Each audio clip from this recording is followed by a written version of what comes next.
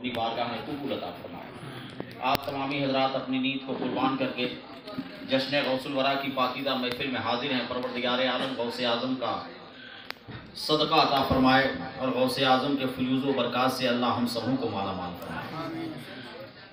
خطبہ مسنونہ کے بعد قرآن کریم سے پڑھی گئی آیت کریمہ کی روشنی میں گفتگو کرنے کی سعادت حاصل کرنے سے پہلے آئیے سب سے پہلے ہم اور آپ ساری کائنات کے مرکزی عقیدت رب کے محبوب دانائے قلوب ہادی سبل ختم رسول مکی سردار مدنی تاجدار گنبد خضرا میں آرام فرمانے والے سرکار کی بارگاہ میں نہایت ہی عقیدت اور محبت کے ساتھ درود شریف پڑھ دیں۔ اللہم صلی علی سیدنا و مولانا محمد معدن الجود والکرم والہ وصحبہ وبارک وسلم۔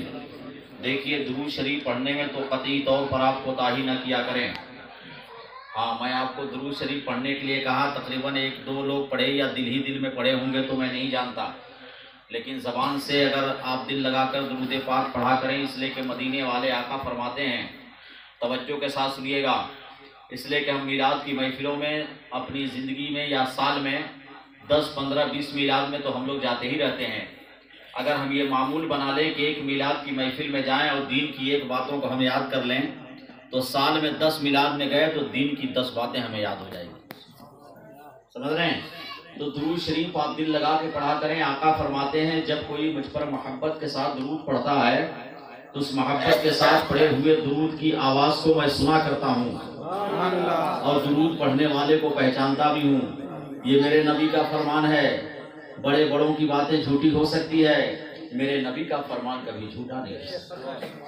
ہمارا ایمان بھی ہے، ہمارا عقیدہ بھی ہے کہ ہم سرزمین رابرٹس گنج میں بیٹھ کر مدینے والے آقا پر درود پڑھیں، میرے آقا مدینے پاک میں آرام فرما کر ہم غلاموں کی آواز کو سماعت فرمائیں گے۔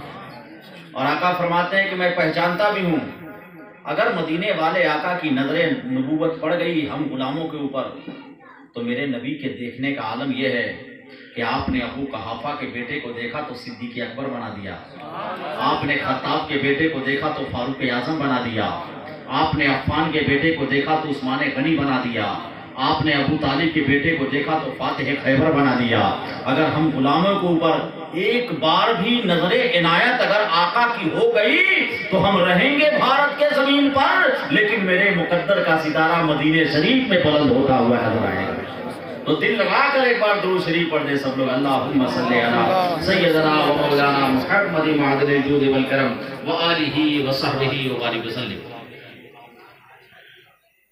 خطبہ مسنونہ کے بعد قرآن کریم کی بہت ہی مشہور و معروف آیت مقدسہ کی تلاوت کیا۔ اسی آیت کریمہ کی روشنی میں تھوڑی دیر گفتگو کرنے کی کوشش کروں گا۔ ماشاءاللہ پڑھے لکھے لوگ ہیں، باذوق لوگ سب بیٹھے ہوئے ہیں، اللہ سب کی حاضری کو قبول عطا فرمائے۔ ماشاءاللہ یہ بارونق چہرے ہیں اور آپ کے سماعت بہت اچھی ہے، اور کیوں نہ ہو پڑھے لکھے لوگوں کے درمیان جو ان کا سننے کا مزاج ہوتا ہے سب لوگوں سے الگ ہوا کرتا ہے۔ پروردگار عالم آپ کی سماعت کو سلامت رکھے۔ میں بارگاہ غوث اعظم میں خراج عقیدت کے طور پر 2 شعر منقبت کا پڑھتا ہوں تاکہ سب لوگ پڑھے ہیں میرا بھی نام درج ہو جائے۔ سلیقے کے ساتھ سنیے محبتوں کے ماحول میں۔ ملاحظہ فرمائے سرکار غوث اعظم کی بارگاہ میں خراج عقیدت کے طور پر کہ عرض بھیجی ہے بدر منیر آئیں گے، عرض بھیجی ہے بدر منیر آئیں گے۔ علماء کرام کی آمد ہو رہی ہے، نعروں سے استقبال کرنے، نعرہ تکبیر، نعرہ رسالت، حضرت علامہ عبادت حسین خان صاحب قبلہ، حضرت علامہ خورشید الاسلام صاحب قبلہ، نعرہ تکبیر، نعرہ رسالت۔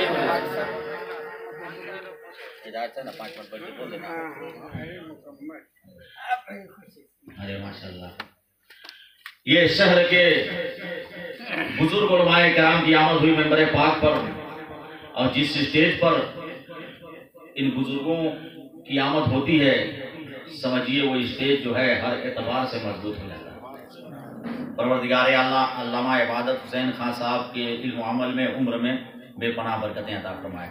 علامہ خورشید الاسلام صاحب قبلہ موجود ہیں، پروردگار عالم انہیں صحت و سلامتی عطا فرمائے۔ ان علماء کرام کی دعائیں لے کر کے یہ ناچی 2 شعر پڑھتا ہے، ملاحظہ فرمائے۔ عرض بھیجی ہے بدر منیر آئیں گے، عرض بھیجی